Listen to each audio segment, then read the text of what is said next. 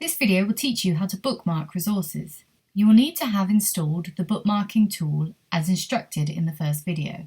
The best place to bookmark resources is from the library catalogue. First, search for the resource you want to add.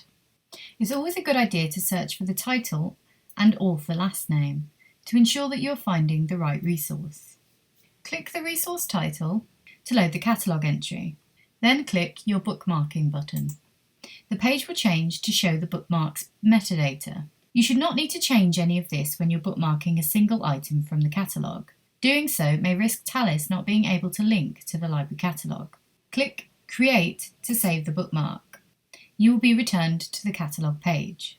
The process of bookmarking from the catalogue is identical for both print and ebooks. Once you have found the resource that you want to bookmark, click the catalogue entry and click Add to my bookmarks. When bookmarking an ebook, you should check that there is a web address, online resource link at the bottom of the bookmark metadata and that the online resource is ticked. If it is not, click to tick it and click OK. And finally, click Create. If you have a resource that is available in the library as both a print book and an ebook, you can add both of these to a single bookmark. First, search for the resource in the catalogue. Click the resource title for the ebook, scroll down to the bottom of the page until you find the persistent link, right-click that link and copy the URL, then return to your search by clicking back. Now click the resource title of the print book and click your bookmarking tool to bring up the bookmark metadata.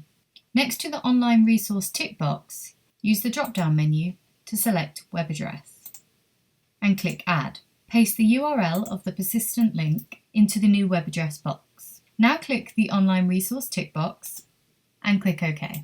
And finally, click Create. To bookmark an article from the library catalogue, select the Articles tab and search for your article. Click the Check Warwick Web Bridge button and select the article source from the menu. Use your bookmarking tool to load the metadata.